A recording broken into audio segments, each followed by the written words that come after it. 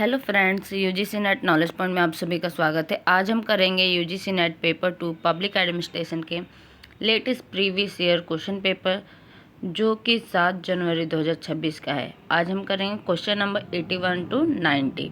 तो आइए स्टार्ट करते हैं। चैनल पर नए हैं तो चैनल को जरूर सब्सक्राइब करें, लाइक एंड शेयर करें। अगर आपको इसका PDF चाहिए तो आप टेलीग्राम चैनल ज्वाइन कर सकते हैं। इसका लिंक डिस्क्रिप्शन बॉक्स में मिल जाएगा।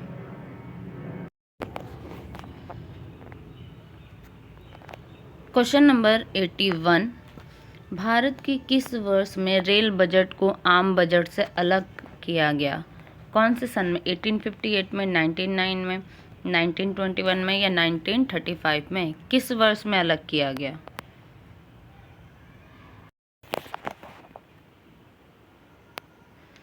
In which year was the railway budget separated from the general budget in India? सो इसका करेक्ट आंसर नंबर 3 1921 में। कब अलग किया गया था? 1921 में अलग कर दिया गया था। एक्सप्लेनेशन है, 1921 में सर विलियम्स एकवर्थ, किसने किया था? सर विलियम एकवर्थ की अध्यक्षता में 10 सदस्यीय एकवर्थ समिति, किस समिति के द्वारा हुआ था? एकवर्थ समिति की सिफारिश पर रेल बजट को आम बजट से अलग करने का निर्णय लिया गया था, जिससे 1924 में पूरी तरह लागू किया गया। वर्ष 2017 में इसे पुनः आम बजट में मिला दिया गया। विकल्पों के अनुसार 1921 का जो आंसर है वो सही है। अब ये फिर से आम बजट में शामिल हो चुका है। क्वेश्चन नंबर 82, मैचिंग करना है अधिनियम नियम यानी उसके वर्ष से। तो अधिनियम क्या है? आधिकारिक गोपनीयता अधिनियम, आवश्यक सेवा रखरखाव अधिनियम, अखिल भारतीय सेवा अधिनियम, लोक सेवा, केंद्रीय लोक सेवा यानी आचार नियम। तो कौन से सन में आया है? मैचअप करते हैं।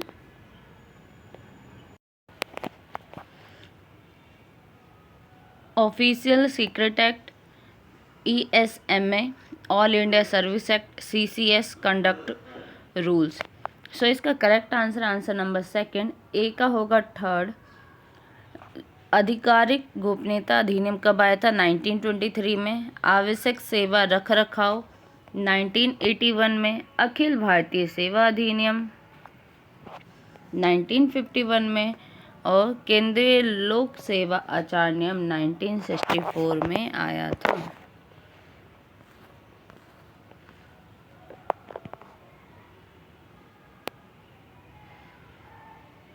Next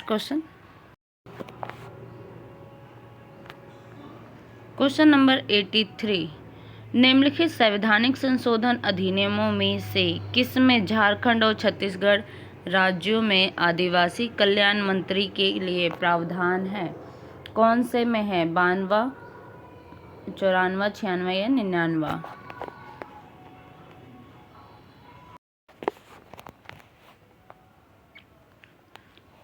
Which of the following constitutional amendment act provides for a tribal welfare ministers in the state of the Jharkhand and Chhattisgarh? So इसका करेक्ट आंसर नंबर 2 94वां 94वां कॉन्स्टिट्यूशनल अमेंडमेंट एक्ट। एक्सप्लेनेशन है, 94 संवैधानिक संशोधन अधिनियम 2006 के माध्यम से अनुच्छेद 164(1) में संशोधन किया गया। इसके तहत बिहार को इस अनिवार्यता से मुक्त कर दिया गया तथा नए राज्यों झारखंड और छत्तीसगढ़ के लिए आदिवासी कल्याण मंत्री नियुक्त करना अनिवार्य किया गया। Next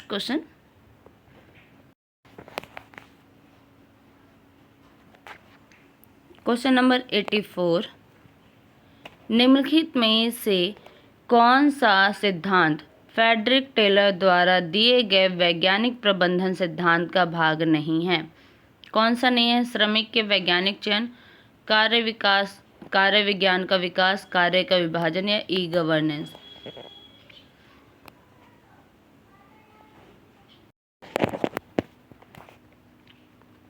Which of the following principles is not a part of the scientific management theory given by the Frederick Taylor? So इसका करेक्ट आंसर है आंसर नंबर 4, ई गवर्नेंस। उन्होंने ई गवर्नेंस की तो बात ही नहीं करी थी। एक्सप्लेनेशन है, F.W. टेलर ने 20वीं सदी के प्रारंभ में वैज्ञानिक प्रबंधन यानी साइंटिफिक मैनेजमेंट की अवधारणा दी थी। ई गवर्नेंस सूचना प्रौद्योगिकी और डिजिटल युग का आधुनिक प्रशासनिक सिद्धांत है जो टेलर के समय अस्तित्व में नहीं था, इसलिए ई गवर्नेंस इसका गलत आंसर है।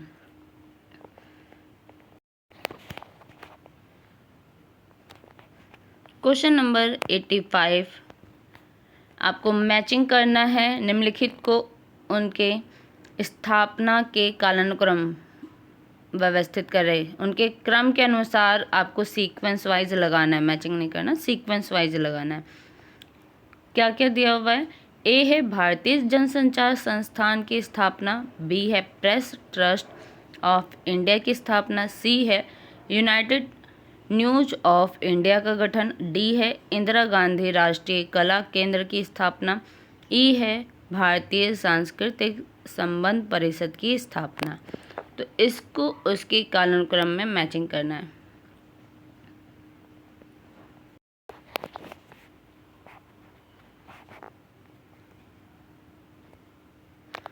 इसका करेक्ट आंसर है आंसर नंबर 4।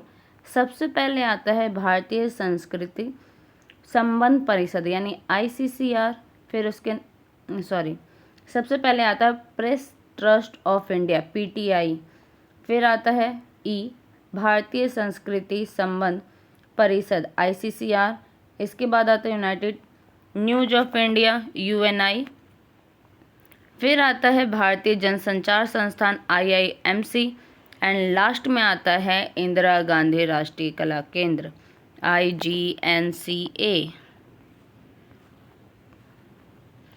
कौन से ईयर में आया था? एक्सप्लेनेशन है, जो प्रेस ट्रस्ट ऑफ इंडिया है वो 1947 में आया था जब देश आज़ाद हुआ था उसी समय। देन उसके कुछ टाइम बाद आया था भारतीय सांस्कृतिक संबंध परिषद ICCR, फिर उसके बाद आया था यूनाइटेड न्यूज ऑफ इंडिया 1959 में, भारतीय जनसंचार संस्थान आया था 1965 में, लास्ट में आया था इंदिरा गांधी राष्ट्रीय कला केंद्र 1985 में।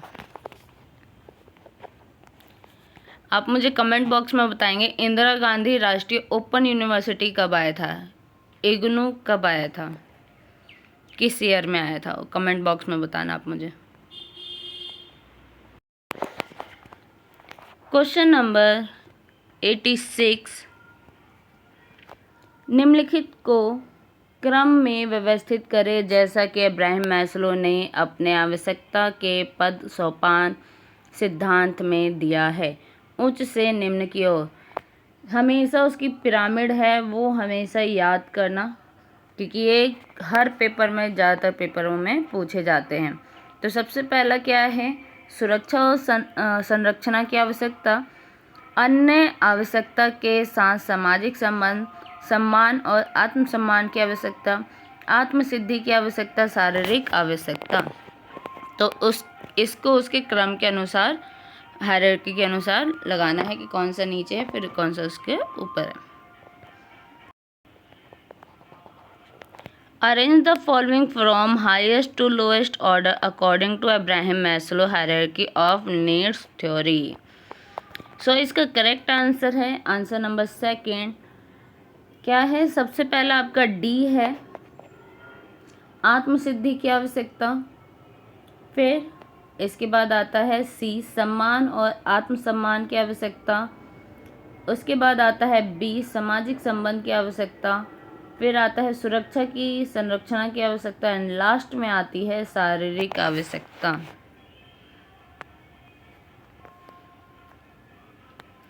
क्यों? क्योंकि ऐसा किस लिए बोला गया? क्या है इसका एक्सप्लेनेशन?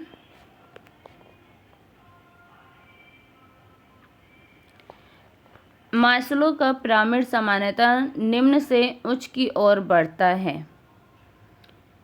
तो सबसे पहले अगर नीचे से देखा जाए तो शारीरिक, पहले शरीर की जरूरतें देखते हैं, फिर उसकी सुरक्षा, फिर सामाजिक में क्या प्रभाव हुआ, फिर उसके सम्मान के लिए, फिर लास्ट में सारा कुछ होने के बाद क्या मिलता है?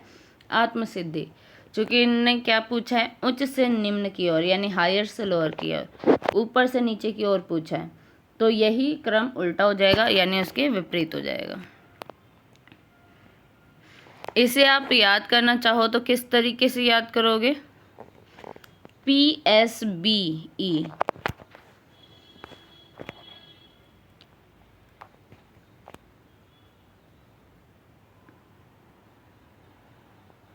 S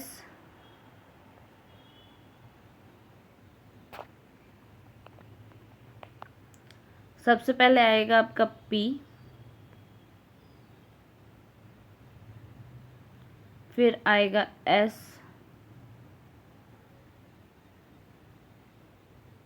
sorry P S S E और S, PSSES। इससे ये आपको जल्दी याद होगा। Next question, question number 87। क्या है क्वेश्चन नंबर 87? यह अभिधारणा की कोई आधिकारिक एक समय में एक निश्चित अधीनस्थों की संख्या को प्रभावी रूप से नियंत्रित नहीं कर सकता को जाना जाता है। क्या जाना जाता है? प्रत्योजन, नियंत्रण का क्षेत्र, केंद्रीकरण, समन्वय।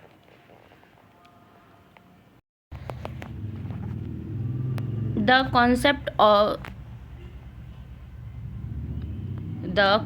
that a manager of officer can only effectively supervise a limited fixed number of subordinate is now as. So इसका करेक्ट आंसर नंबर सेकंड, नियंत्रण का क्षेत्र यानी स्पैम का क्षेत्र।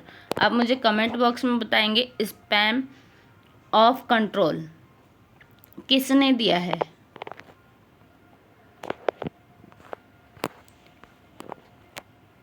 एक्सप्लेनेशन है, नियंत्रण का क्षेत्र यानी स्पैन ऑफ कंट्रोल प्रबंधन का एक सिद्धांत है जो यह निर्धारित करता है कि एक पर्यवेक्षक या अधिकारी सीधे तौर पर कितने अधीनस्थों की कुशलतापूर्वक नियंत्रण और निर्देशित कर सकता है।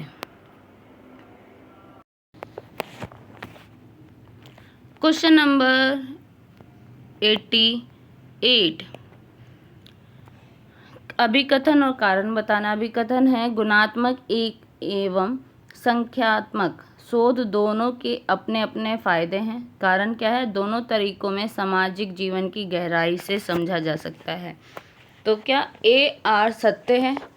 दोनों, यानी AR सत्य, RA की सही व्याख्या है। AR सत्य लेकिन RA की सही व्याख्या नहीं है। A सत्य है लेकिन R असत्य है। A असत्य लेकिन R सत्य है। कौन सा आंसर सही है?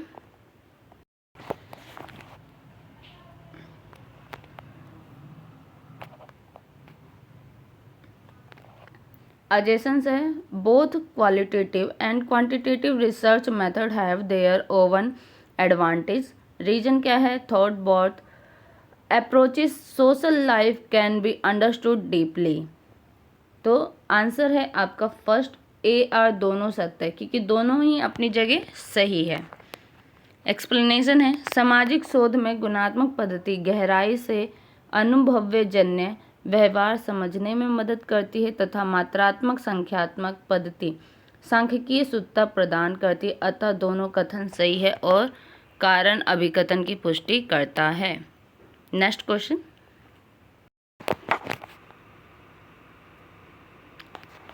क्वेश्चन नंबर 89, निम्नलिखित समितियों प्रतिवेदनों को कालानुक्रम में व्यवस्थित करें। ए है लोक प्रशासन पर AD गोरवाला प्रतिवेदन, B है पंचायती राज संस्थाओं पर अशोक मेहता समिति, C है कर सुधारों का राज्य चैल्य समिति, D है सिविल सेवा परीक्षा के पैटर्न पर BS बासवान समिति एंड E है भ्रष्टाचार निवारण पर संस्थानम समिति। तो कौन सा मैचिंग सबसे पहले आएगा, कौन सा कालानुक्रम में सबसे पहले आएगा, ये देखते हैं।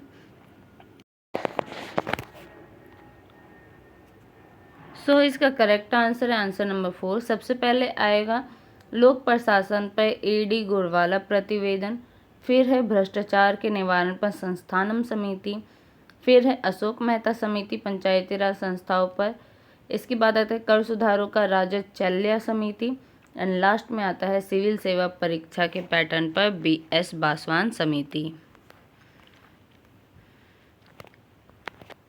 एक्सप्लेनेशन है, AD गोरवाला समिति प्रतिवेदन कब आई थी? 1951 में। संस्थानम समिति आई थी 1962 में। अशोक मेहता समिति आई थी 1977 में। राजचल्या समिति आई थी 1991 में और BS पासवान समिति आई थी 2015 में। नेक्स्ट क्वेश्चन,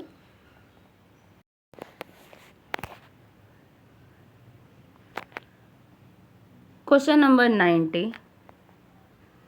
भारत में किस वर्ष लोकसभा में लोकपाल बिल पहली बार प्रस्तुत किया गया? 1952 में, 1968 में, 1977 में या 2013 में?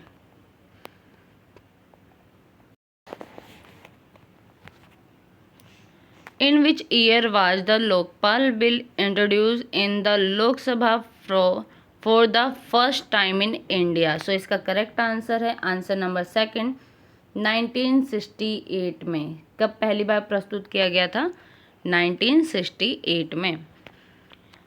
एक्सप्लेनेशन है, भारत की संसद में पहला लोकपाल विधेयक चौथी लोकसभा के दौरान मई 1968 में पेश किया गया था, परंतु लोकसभा भंग होने के कारण यह पारित नहीं हो पाया था। लंबे संघर्ष के बाद इसे 2013 में कानूनी रूप मिला। आज के लिए वीडियो इतना ही। वीडियो अच्छी लगे तो लाइक कीजिए, शेयर कीजिए, सब्सक्राइब कीजिए। धन्यवाद।